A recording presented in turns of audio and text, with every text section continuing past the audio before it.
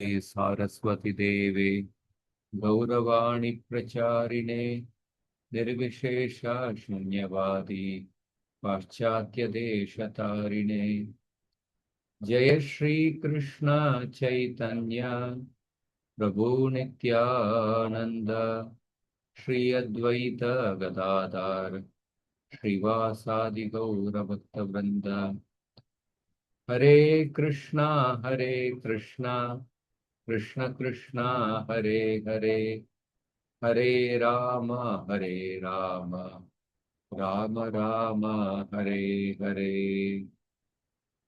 सर्वशास्त्राब्धि पीयूष सर्ववेदैक सत्फल सर्वसिद्धांत रत्नाढ्य सर्वलोकैक सुप्रद सर्वभागवत प्राण श्रीमद्भागवत प्रभो कलिद्वान्तोदितादित्य श्रीकृष्ण परिवर्तितः परमानन्दपाठाय प्रेमवर्षक्षरायते सर्वदा सर्वसेव्याय श्रीकृष्णाय नमोस्तुते।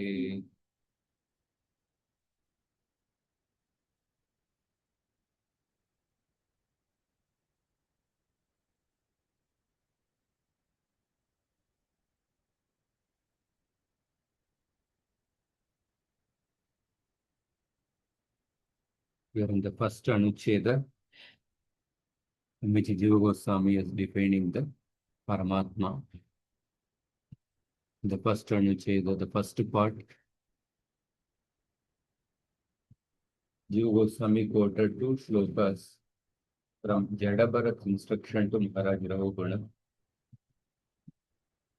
5.11.12 and 13. In the first shloka, Jadabharat explains the position of the Jivatma. The second shloka describes the position of the Paramatma. So we discussed these two shlokas in detail. Now we come to the second part of the Anucheda. Paramatma is the knowable and the primary knower of all the fields. Paramatma is the knowable, that means Jnaya. And he is the primary knower of all the fields, Kshetrajna. So Jiva Goswami quotes the shlokas from the Bhagavad Gita, 13th chapter. You can repeat after me. Idam shariram kaunteya इदं शरीरं कौन्तेय kshetram yatyabhidhiyate क्षेत्रमित्य अभिधीयते येतद् आर्य कुठे आहे? येतद् यो चावी वेत्ति चाहिए. तं प्राहु हाँ? एतद्यो वेत्ति प्राहुः क्षेत्रज्ञमिति तद्विदः क्षेत्रज्ञमिति तद्धितः क्षेत्रज्ञं चापि मां विद्धि क्षेत्रज्ञं चापि मां विद्धि सर्वक्षेत्रेषु भारत सर्वक्षेत्रेषु भारत क्षेत्रक्षेत्रज्ञयोर्ज्ञानम् क्षेत्रज्ञो ज्ञानं यत्तज्ज्ञानं मतं मम यत्तज्ज्ञानं मतं मम. We can read the translation.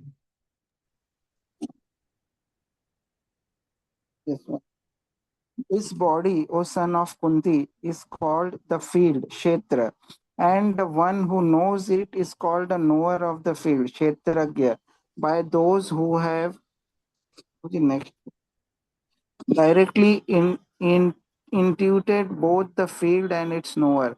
O Bharata, know me also to be the Kshetragya, situated within all Kshetras whatsoever. In my view, knowledge of the field and of knowers of the field is what is meant by true knowledge. Knowledge of the field and of both these knowers And of of the both field. these knowers of the field is what is meant by true knowledge. So then Jiva Goswami explains the shloka. अत्र खलु क्षेत्रज्ञं चापिमां विद्धि इति सर्वेष्वपि क्षेत्रेषु मां च क्षेत्रज्ञं विद्धि न तु जीवमिव स्वस्वक्षेत्र एव इत्येवार्थ इति. So क्षेत्रज्ञं चापिमां विद्धि, in this statement, know me also to be the kshetragya. Kshetragyam cha api. Api means here also. Know me also to be the kshetragya. So the words and, cha and whatsoever are to be syntactically applied as follows. And in all the fields whatsoever, you should know me also to be the kshetragya. But I am not like the Jivatma, whose knowledge is restricted to only to its own individual field. But I am the knower of all the bodies. That is the intended meaning of the statement. Nacha jiveshayohu samanadikaranyena nirvishesha chidvastveva nyeyataya nirdishati sarvakshetreshu ityasya vayartyapattehe. So jiva ishayoho samanadikaranyam. That means samana adhikarana. So by pointing out that both the Jivatma and Ishvara have the common substratum, because they both share the characteristic of being the knowers of the field. Both are within the Jivatma and Paramātmā, both are within the Kshetra. They both have the same characteristics as the Kshetragya, because samana adhikarani. So by pointing out that both Ishvara and the individual self have a common substratum, Krishna is not indicating that the substantive reality to be known, the reality to be known, that means Nyeya, the knowable.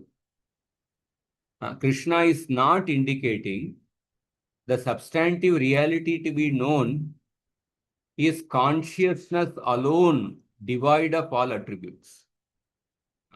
It's not that Krishna is indicating that the knowable is something impersonal. He is not indicating that. Nirvishesha chidvastveva nyayataya nirdishati. So in the 13th chapter, the same 13th chapter, Krishna says that Nyayam yattat pravakshyami yajñātvā mritamashnute in 13.12.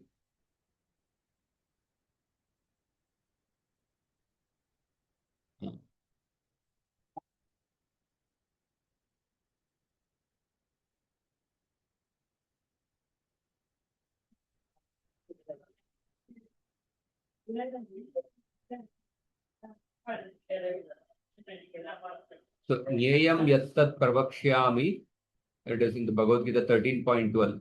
Ityadina sarvata panipadam tat sarvatokshi shiromukam 13.13 ityadina cha savisheshasyaiva nirdekshyamanatvat. So Jiva Goswami says that it's not that because Jivatma and Paramātmā, they have the common substratum. By that, Krishna is not indicating that the Nyaya to be known is something impersonal. Because the same Bhagavad Gita, Krishna says that, Krishna says, because if that were the case, if Krishna is indicating that the knowable is something impersonal, then the phrase sarva kshetreshu, within all the kshetras, would be redundant. If the knowable is something impersonal without any qualities, then the phrase sarva kshetreshu would be a redundant phrase. And moreover, the knowable is pointed out in the 13.12, Nyayam Yattat Pravakshyami, is pointed out as being specifically inclusive of attributes. Nyayam Yattat Anadi Matparam Brahma Nasat Tannasad Uchyate Nyayam Yattat Pravakshyami Yajnatva Mrutamashpate. So the Nyaya is mentioned as Savishesha in 13.12. This also, I shall now describe that reality which is to be known. And in 13.13 also, Krishna describes the Nyaya as Savishesha with attributes. Sarvata Pani Padam Tat, Sarvatokshi Shiro Mukham, Sarvata Shrutimal Loke, Sarvamavrati Tishtati. And also in the 13.7 to 11, Amanitvam, Adambitvam, Ahimsa Kshantirarjavam. Amanitvam ityadina jnanasya cha tatopadekshyamanatvat. Tata upadekshyamanatvat. In 13.7 to 11, knowledge too will be defined in precisely the same manner. So knowledge too is of a substantive inclusive of attributes and not that of unqualified consciousness. So 13.7 to 11, there is Amanitvam, Adambitvam, Ahimsa, Kshanti, Rarjavam, where Krishna describes the process of knowledge. That process of knowledge, that is also inclusive of the attributes. Savishesha, not something without attributes. So therefore, Jiva Goswami says that Krishna is not saying that the knowable is nirvishesha without attributes. And then further he says, Kimcha kshetragyam chapi ityatra tattvamasi itivat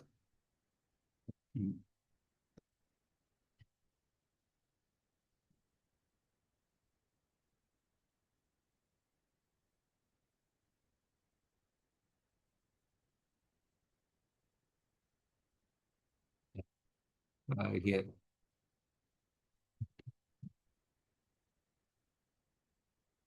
So kimcha kshetragyam chapi ityatra tattvamasi itivat samanadikaranyena tan nirvishesha jnane vivakshite kshetrajneshwarayor jnanam ityeva anudyeta natu kshetragnyayor jnanam iti. Moreover, if Krishna's intention in the phrase, that is, Kshetragyam Chapimam Vidhi, that know me also to be the Kshetragya, if Krishna's intention had been to define knowledge as pertaining to an absolute reality utterly devoid of attributes, by equating their shared conscious substratum, as in the mantra, Tattvamasi, you are that, then Krishna would have said that, in my view, knowledge of the Kshetra and Ishvara is true knowledge. So suppose, and not knowledge of the field and both these knowers of the field. What Jiva Goswami is trying to say is that, suppose if Krishna's intention, when he said that Kshetragyam Chapimam Vidhi, know me also to be the Kshetragya. So if the knowable is something utterly devoid of attributes, just like in the phrase Tattvamasi, you are that, then Krishna would have said, when he described the Kshetragyayor Jnana, he would have said that knowledge means to know the Kshetra and the Ishvara. To know the Kshetra, in my view, knowledge of the Kshetragya and Ishvara is true knowledge. Then Krishna would have said, in my view, the knowledge of the Kshetragya and Ishvara is true knowledge. But Krishna would not have said that knowledge of the field and of both these knowers of the field. Because if the knowable is something devoid of attributes, nirvishesha, then Krishna would not have mentioned knowledge means kshetra kshetrajnayor jnana. Because Krishna is saying that to know the kshetra and the two kshetrajnas, that is knowledge.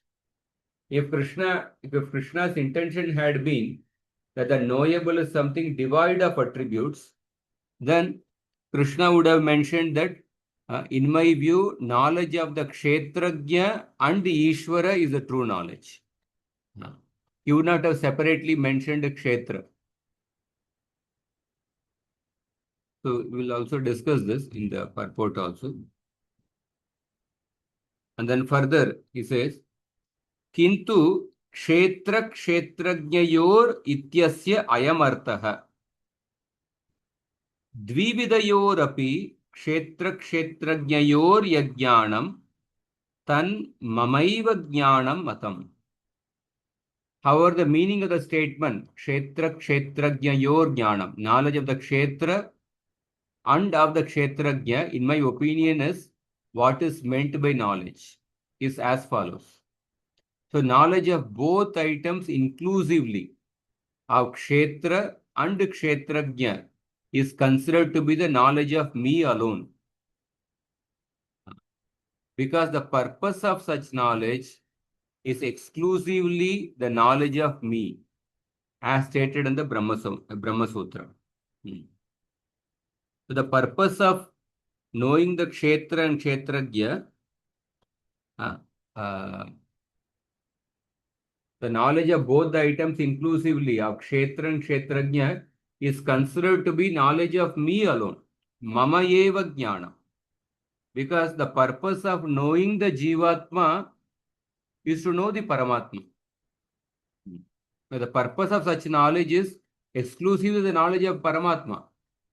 Because the Brahma Sutra, it is mentioned that Anyartascha Paramarshaha iti Nyayena Mad Jnanaika Tatparyakam Ityartaha Nyeyasya Ekatvenaiva Nirdishtatvat Yogyatvacha. The deliberation on the individual Atma is in order to know the Paramātmā, the other, that is Supreme Self.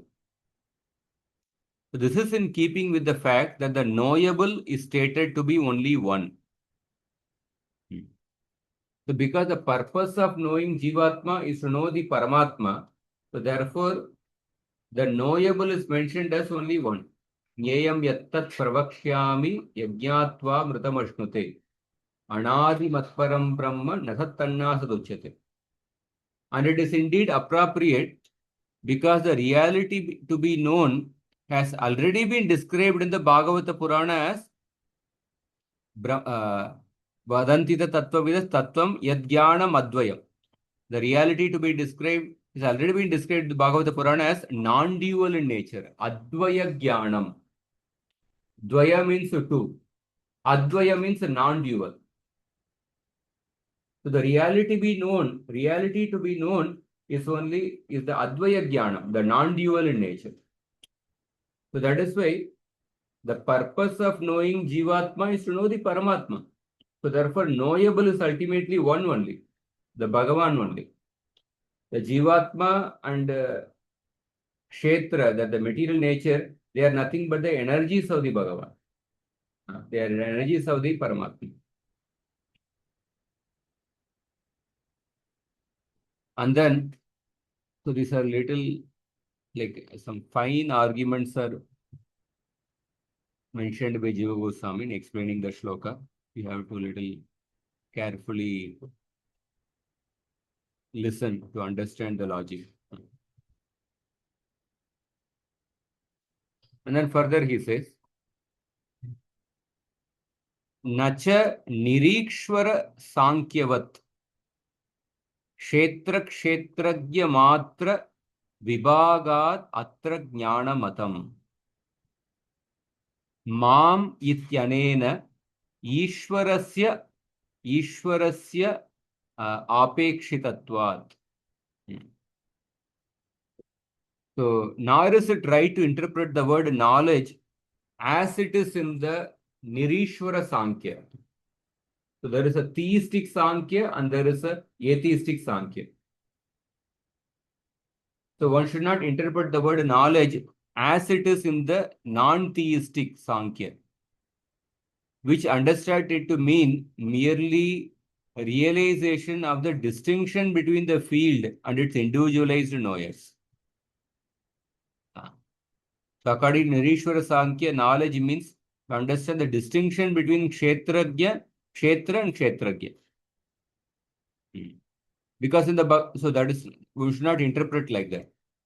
Because in the Bhagavad Gita, the pronoun mam, Kshetragyam chapimam vitti, the pronoun mam necessitates the inclusion of a supreme knower, that is Ishvara. Kshetra Kshetragya yor jnanam yattad jnanam matam mama. The pronoun mam necessitates the inclusion of a supreme knower, that is Ishvara. Ishwarasyapekshitatvat. And then further he says, Nacha vivartavada vadishwarasyapi brahmamatra pratita purushatvam. So maybe till this point, what we have discussed, we'll go through the commentary so that it becomes clear. And then we'll proceed further. So we have just read the original, this one. Read the commentaries. So in this portion of the first anuccheda, so Jiva Goswami discusses the chapter 13 of the Bhagavad Gita, where the concepts of Kshetra and Kshetrajna are introduced. And also 13th chapter also elaborately describes about Prakriti and Purusha. The 13th chapter begins with Arjuna's question. What is Kshetra, what is Kshetrajna, what is Prakriti, what is Purusha? He's asking about the term, meanings of those terms. So this analysis also further related to the corresponding portions of the 15th chapter. So in these chapters, Krishna not only differentiates between consciousness and non-conscious phenomena, but he also differentiates between the individual consciousness, that is Jivatma, and the supreme conscious entity, that is Paramātmā.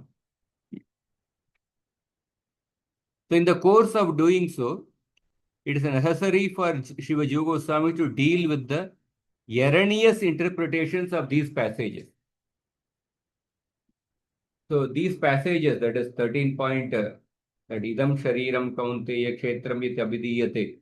So that these two shlokas which are quoted here, there are certain commentators who have mistakenly interpreted. Those wrong interpretations are addressed by Jiva Goswami, how they are wrong. So Jiva Goswami has to deal with the erroneous interpretations of these passages that deny any distinction between the two kshetrajna, that is Jivatma and Paramātmā. So Jiva Goswami begins by referring to Krishna's words in the Gita 13.1 and 2. So Krishna talks about two kshetrajnas, the Jivatma and the Paramātmā. So in doing so,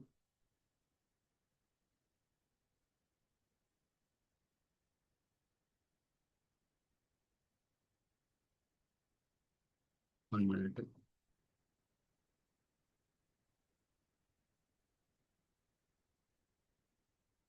So Krishna refutes the Vivartavada. So Vivartavada is the Advaitavada doctrine. So according to Vivartavada, they acknowledge the existence of only one Atma, which they call it as Brahman, the impersonal Brahman. So therefore, in the Advaitavada doctrine, they interpret this shloka, know me also to be the Kshetrajna residing in all Kshetras. The statement clearly affirms that besides the individual self, there is another Kshetrajna. That is the implication of the word cha.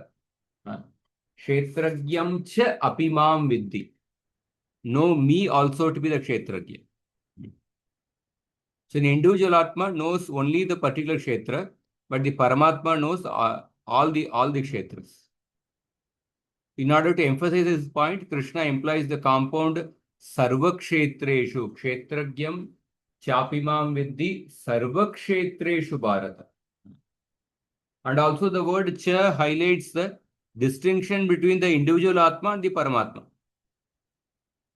But in Sri Shankaracharya's Advaitavada doctrine, they adopt the view that there is only one absolute unqualified reality called Brahman. And that unqualified Brahman manifests as the Paramatma when that Brahman is limited with the Sattva Guna, delimited with the Sattva Guna.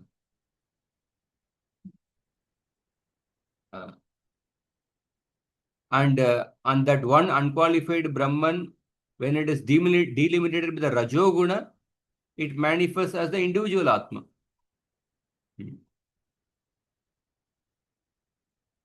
Or when it is delimited with the Sattva Guna mixed with the other Gunas. So adherents of this doctrine claim, so the Vedanta Paribhasha, this kind of interpretation is given. That when the one unqualified Brahman is delimited by the Sattva Guna, he manifests as the Paramatma. When it is delimited by the Sattva Guna mixed with the other Gunas, he manifests as the Jivatma. So adherents of this doctrine claim that there is no ultimate difference between the two Kshetragyas. So only in the Vyavaharika Satta, in the Vyavaharika level, there is a difference between Jivatma and Paramatma. But in the Paramarthika Satta, in the state of transcendence, there is no absolute difference between Jivatma and Paramatma. So for them, the one unqualified conscious reality is ultimate and unique substantive to be known. And that one unqualified reality is the Jnaya. Everything else is ultimately Mithya. Brahma Satyam Jagan Mithya. This is the Advaitavada doctrine. So while commenting on this verse 13.2, Sri Shankaracharya writes, know me, the supreme regulator, who am transcendental to conditional existence, to be the Kshetragya, endowed also with the above mentioned characteristics and present in all the Kshetras. The implication here is that the Kshetragya is apparently distributed in all the bodies, beginning from Brahma and extending down to the immovable forms, by virtue of the limitations imposed by this body. So know the Kshetragya to be devoid of all these divisions or limitations, and as imperceptible through the notions conveyed by the words such as Sat and Asat. This is from the Bhagavad Gita, Shankara Bhashya, this passage is quoted.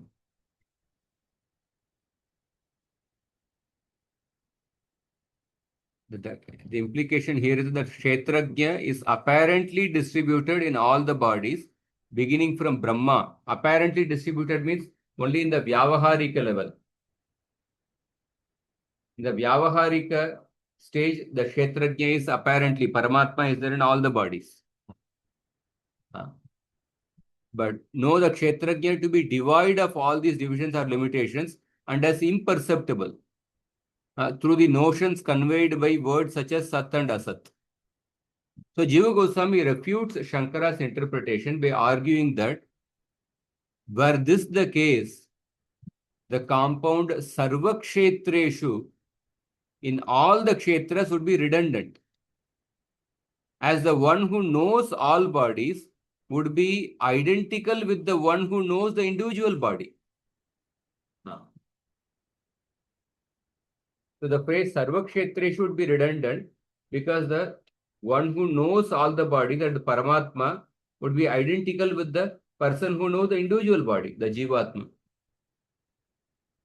So then he would have used the word Eva instead of Api. Krishna is not saying that Kshetragyam Eva Mam Viddhi.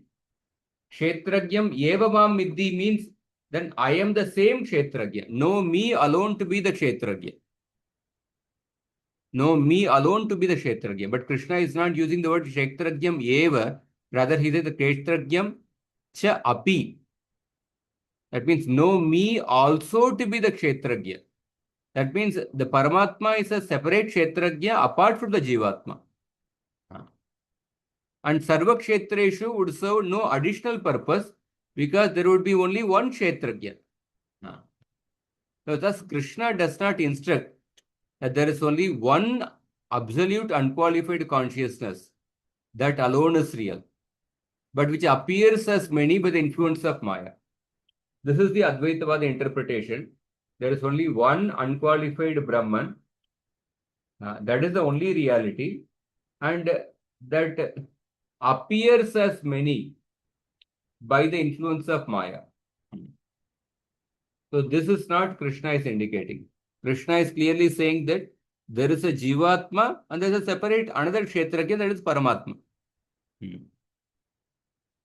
Moreover, later in the same 13th chapter, Krishna has mentioned that the ultimate reality is said to be knowable, Jnaya.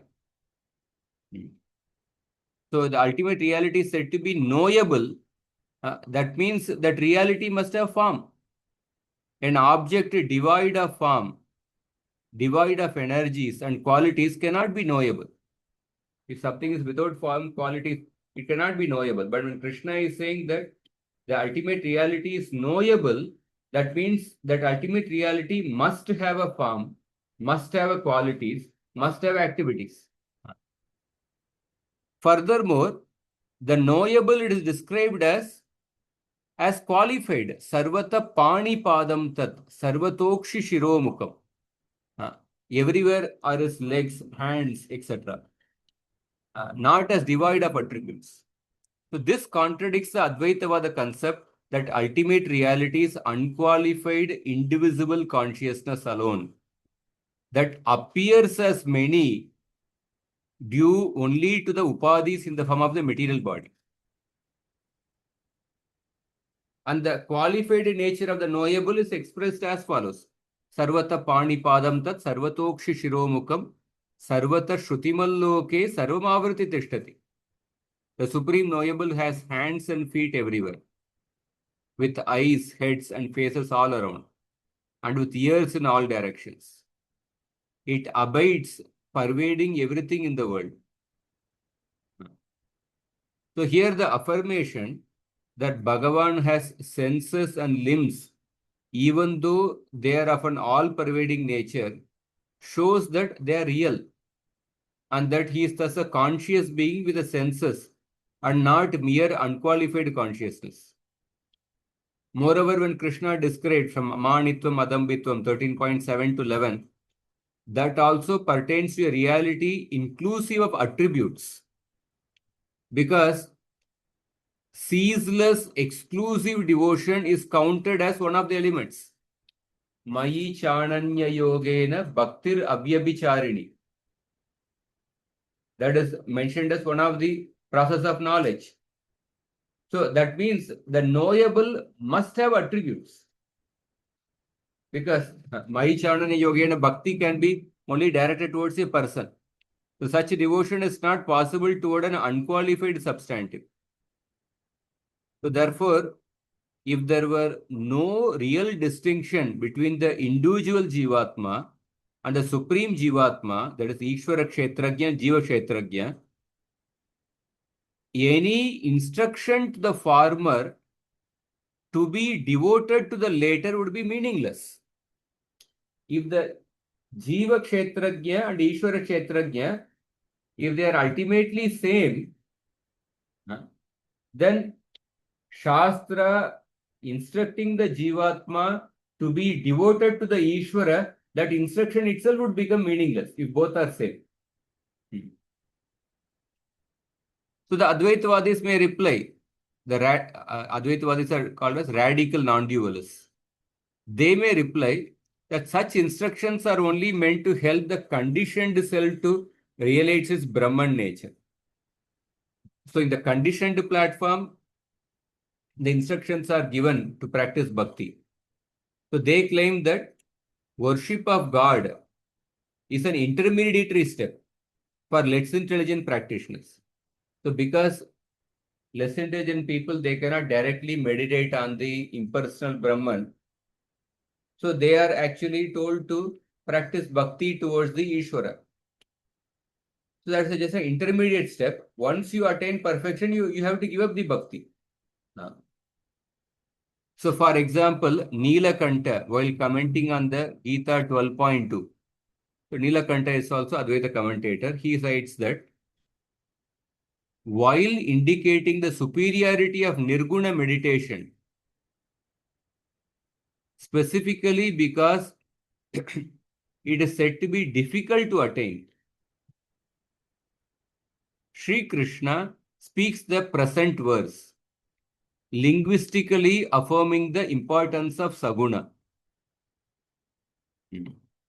So those who worship me as the Supreme Ishvara do so with their minds constantly fixed upon me. Being endowed with superior faith, meaning belief in my personal existence, or in other words, with the conviction that by worshipping Paramātmā, they will certainly be delivered by him. So, if you remember that in the 12th chapter, Arjuna asked a question: who is superior, one who worships the impersonal Brahman or your personal form? So, Krishna gives a very clear, straightforward answer. Those who worship a personal form are superior to those who worship the impersonal form. But the Nilakanta interprets the shloka in a different way.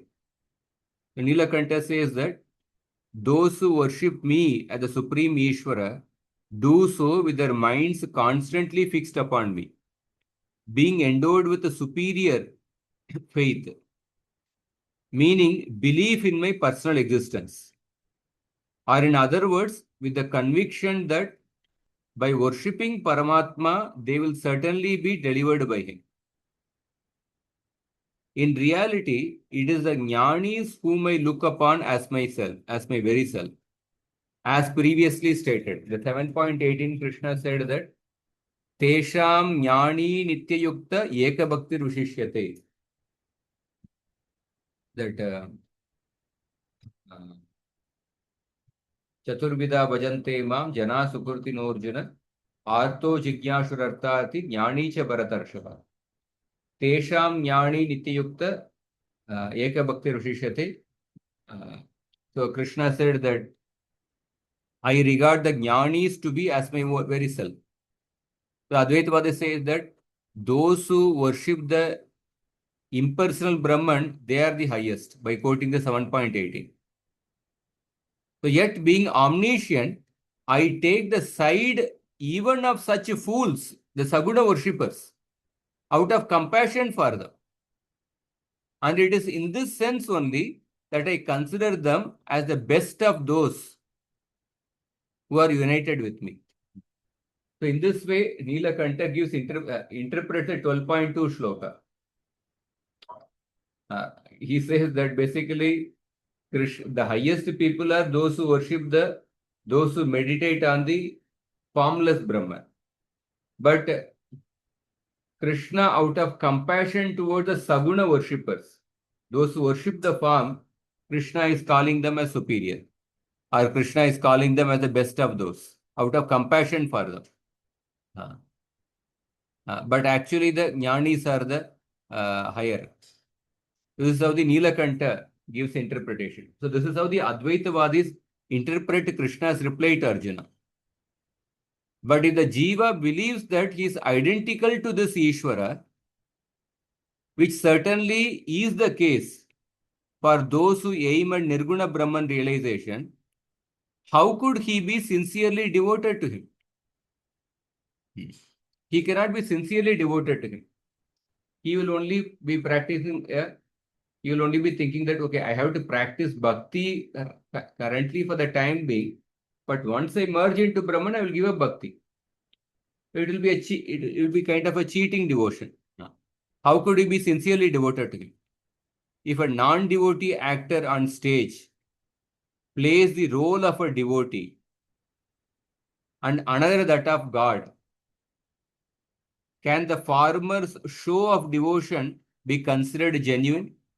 If a non-devotee actor is playing the role of a devotee, he will not be able to express genuine feelings of the devotee. He will be only making a show.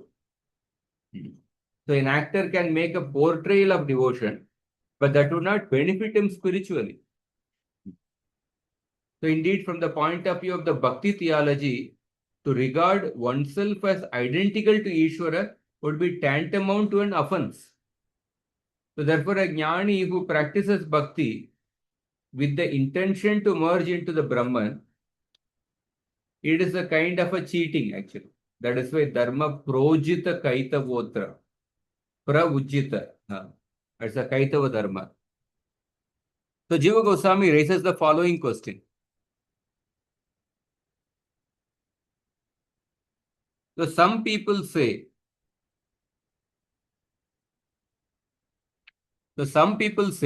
the common conscious substratum, that is Samanadikaranya, of the two kshetrajnas described in the Gita should be interpreted according to the famous statement from the Chandogya Upanishad. Tattvamasi. You are that. In this interpretation called Pratibimbavada, the pronoun that here refers to tat means that. The pronoun tat here refers to the unqualified, unlimited consciousness, and the pronoun you to the conditioned or limited consciousness. So the Advaitvadis say that we have to interpret the 13.1 and 2. 13.1 and 2 should be interpreted according to the passage Tattvamasi. That means the individual consciousness is identical with the unqualified Brahman. So although the two are not equal in our experience, but one being the unlimited and the other limited, they can be understood as such through the analytical principle of Bhagatyaga Lakshana, or discarding one part of a statement to obtain the correct meaning. So what is Bhagatyaga Lakshana? I think that is explained in the next paragraph. So here if the adjectives unlimited and limited are dropped, then what remains is consciousness. So Tat is the unlimited impersonal Brahman. Tvam refers to the limited Jivatma. So Tattvamasi, according to our experience, the unlimited Brahman being equal to the limited Jivatma, according to our experience, it doesn't appeal to according to our experience. It appears to be wrong. But although the two are not equal in our experience, one being unlimited and the other limited, but they can be understood as such through the principle of Bhagatyaga Lakshana. That means discarding one part of the statement to obtain the correct meaning. So what is Bhagatyaga Lakshana? So if the adjectives unlimited and limited are dropped, so unlimited consciousness is Brahman, Jivatma is limited consciousness. So if you drop the unlimited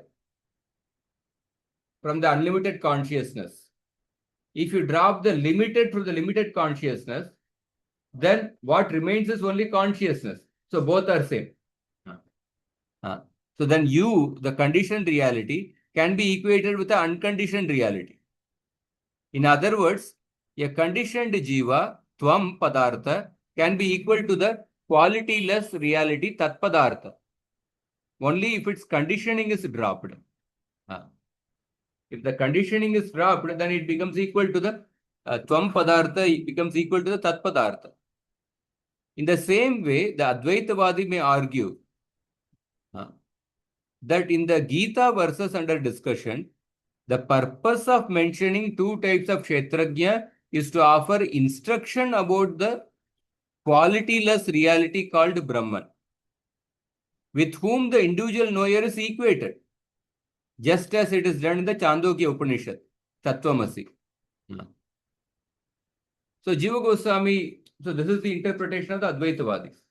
So Jiva Goswami replies that if such were Krishna's intention, he would have expressed himself differently. He would have said that Krishna would not have said Kshetra Kshetrajnayor Jnanam.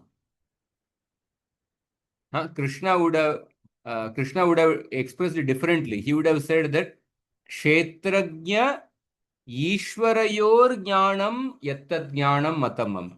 So knowledge of the Kshetrajna and Ishvara is called knowledge. But instead what Krishna mentioned? Knowledge of the field and the two knowers of the field is called knowledge. So Krishna did not say Kshetrajna Ishvarayor Jnanam. Rather he said Kshetrajna Kshetra Kshetrajnayor Jnanam. So just by this Krishna statement, by the way he defines knowledge, to know the Kshetra, the two types of Kshetrajna. So by that Advaitavada interpretation is refuted. Because if the Advaitavada interpretation were true, then Krishna would have expressed as Kshetrajna Ishvarayor Jnanam Yattat Jnanam. Like that he would have mentioned. So just 5 minutes earlier. So the statement Tattvamasi teaches the identity of the limited consciousness, that is the individual living being, referred to by the pronoun Tvam, and the unlimited or all-pervading consciousness called Brahman, referred to by the pronoun Tat. Tat Tvamasi. You are that. He does not, however, teach the identity of the inert material body and the supreme consciousness. It is not saying that the Kshetra, inert material body, is equal to supreme consciousness. So Jiva Goswami here reads the verse somewhat differently from the way it is taken customarily. So he joins Mama. Kshetra Kshetrajnayor Jnanam Yattat Jnanam Matam Mama. He joins Mama with Jnanam rather than Matam. So that's the sentence. Instead of reading, in my view, Mama Matam. Instead of reading Mama Matam, in my view, knowledge of the field, that knowledge of the, and the knower of the field is a knowledge. Jiva Goswami interprets as knowledge of the field and the knower of the field is understood to be knowledge of me. Kshetra Kshetrajnayor Jnanam Yattat Jnanam Matam Mama. So normal, one of the interpretation is that according to my opinion, Mama Matam, knowledge means to know the Kshetra and the two types of Kshetrajna. But Jiva Goswami gives another meaning. He says that knowledge of the field and the knowledge of the knower of the two fields is understood, Mata, to be the knowledge of me, Mama Jnana. So the intent is that knowledge of the body, the individual self and the supreme self and the interrelations between them is ultimately meant to lead to an understanding of the Supreme Person, Sri Krishna. So the purpose of knowing the Kshetra and the two types of Kshetrajna is ultimately meant to lead a person to understand the Supreme Person, that is Sri Krishna. That is the interpretation Jiva Goswami says. In order to support this argumentation, Jiva Goswami quotes from the Brahma Sutra. That various section. Hare Krishna Prabhu. before we go further, I just need the clarification that yeah. Jiva's argument that knowledge of the Kshetrajna and Ishvara is called knowledge. That is what the other group says, and Jiva says that no, it is the knowledge of the field and its knower is called knowledge. Now the question arises: Ishvara and knower is just two different, and both are same. Seems to be. So how do we differentiate? Both the argument is different.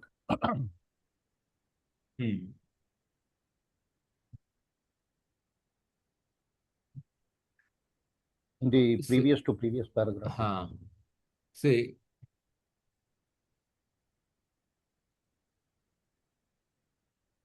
so the Advaitavada interpretation is that their argument is that in the Gita verses under discussion, the purpose of mentioning the two types of Kshetrajna, that is Jivatma and Paramātmā, is to offer instruction about the qualityless Brahman. That's what they say. The purpose of offering instruction about the Jivatma and Paramātmā is to offer instruction about the qualityless Brahman, with whom the individualized knower is equated, just as it is done in the Tattvamasi. So Jiva Goswami says, if such were Krishna's intention, so Krishna is giving instruction about Jivatma and Paramātmā with the purpose of ultimately talking about the qualityless Brahman, then Krishna would have mentioned the knowledge as Kshetrajna and Ishvara. Kshetrajna, that is Jivatma and Ishvara. Kshetrajna Ishvarayor Jnanam Yatad Jnanam. He would have mentioned like that. But Krishna is saying that Kshetrajnayor, knowledge of the field and its knower is called knowledge. That is the point he says. That if Krishna's intention is to give the same Advaitavada interpretation, what is the Advaitavada interpretation? The Advaitavada interpretation is that the purpose of Krishna speaking about the Jivatma and Paramātmā is ultimately to give the knowledge about the qualityless Brahman. That is the Advaitavada interpretation. But if that is the case, that was the Krishna's intention, then Krishna would have mentioned as Kshetrajna Ishvarayor Jnana. But Krishna is rather saying that Kshetrajnayor Jnana, the knowledge of the field and the two knowers of the field. And the two knowers of the field. So that is the So should I interpret that here the Ishvara mentioned is limited to Brahman, and knower is the Paramatma, are much more higher than the Ishvara level, right? Kshetrajna is the Jivatma. Correct. Ishvara. Ishvara is the Paramātmā. Ishvara is the Paramātmā. Okay. Knower in Paramatma. Okay, Prabhu, maybe in another 1 or 2 times if we read further, I think. We'll have to read once more actually. Yeah. Thank you, Prabhu. This I'm sure it's little quite technically, philosophically heavy actually. I'll just end here. Just complete this point and then end. This is also a very subtle point actually. So, Kshetrajnayor Jnanam Yatad Jnanam Matam Mama. So, Jiva Goswami says the knowledge of the field and of the knower of the field is understood to be knowledge of me. That means the knowledge of the body, the individual Atma and the Paramatma, and the interrelations between them, the purpose of knowing this is meant to lead to an understanding of the Supreme Person, Sri Krishna. This is the interpretation Jiva Goswami gives, and then he is giving a justification for it by quoting the Vedanta Sutra 1.3.20, where a section of the Chandogya Upanishad is under scrutiny. The Upanishad states that there is a tiny lotus-like space in the city of Brahman, and that one should seek out and inquire into that which dwells in that place. What then is this space? It could mean the material element of ether, the individual self, or Brahman, Vishnu. So the first part of the Daharadhikarana establishes that this sky, a word that is also used to indicate Brahman, cannot be the material element ether. So this part maybe we can go through next time.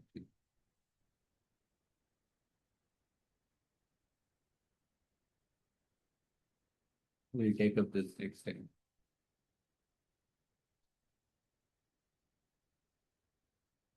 So if anybody has any questions, which part you are not able to understand, we can.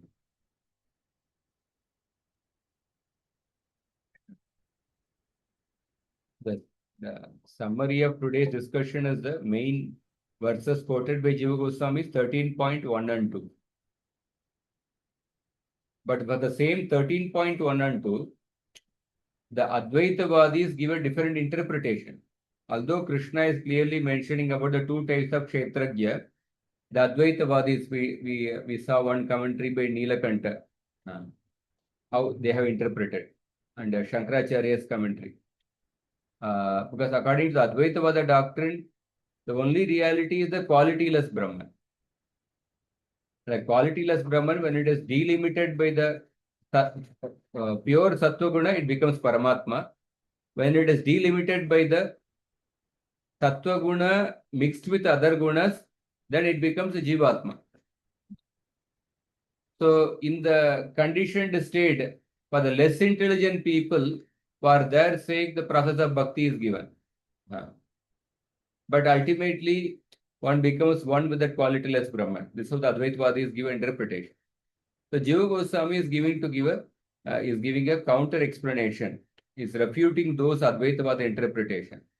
If Krishna's intention were to give the same Advaitavada doctrine, then how Krishna would not have used the word Kshetra yor Jnanam. Krishna would have used the word Kshetragya Ishwarayor Jnanam. Krishna would have, if the ultimate reality is something qualityless, then later in the 13.12, when Krishna says, Nyeyam yattat pravakshyami. So the Krishna talks about the knowable. So knowable can be something which has quality, which has a form, which has attributes, which has energies. And the knowable is described by Krishna as Savishesha. Sarvata Pani Padamta Sarvatokshi Shiro Mukha. And further, the knowable, the process of knowledge, process of knowing that knowable, Amanitvam, Adambitvam, in that Mai Chananya Yogena Bhakti Ravyabhicharini comes. That definitely proves the knowable is Savishesha, not Nirvishesha. These are the arguments given by Jiva Goswami. So you need to go through it little carefully. Anybody has any questions?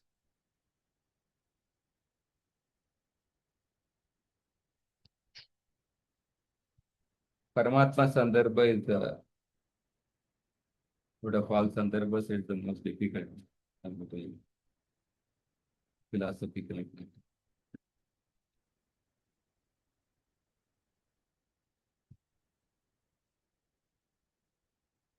Just barely begun the Paramātmā Sandarbha.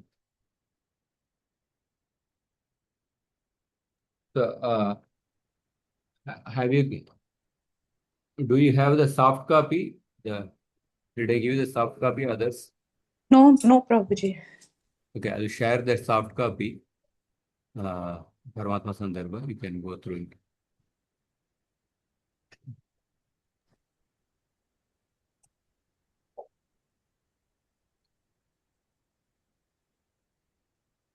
Okay. We'll end here.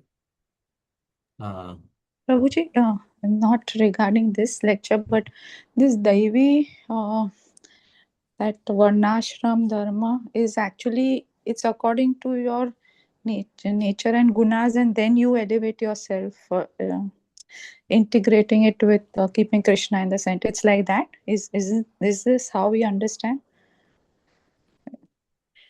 Devi Varnashram. Yes. Yeah, Devi Varnashram is Varnashram with Krishna in the center. So actually, Varnashram, it always means by default only keeping Krishna in the center. Because Varnashram by default, the purpose of Varnashram is Samsiddhar Haritoshan. Just like ghee means by default, it means only Desi cow ghee, hand churned Desi cow ghee. But in due course of time, the ghee term was used for many other purposes, Vanaspati ghee or ghee maybe from a goat milk, like that. So therefore, they had to clearly mention hand churned Desi cow ghee. So similarly, because in due course of time, Varnashram became corrupted. People went away from the purpose of Varnashram. Therefore, Acharyas use the terms like Daivi Varnashram, the spiritual Varnashram. Varnashram with keeping Krishna in the center.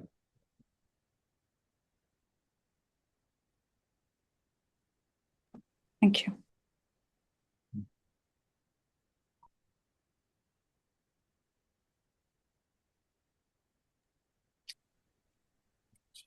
Thank you, Prabhuji. Hare Krishna. Thank you. So you can go through the what we have. The 1.2. We tried to cover some part of the original text. Original text is itself is more. We covered some part of the original text, and then I tried to cover the portion of the commentary explaining that portion, the original text. We'll cover the remaining part next time.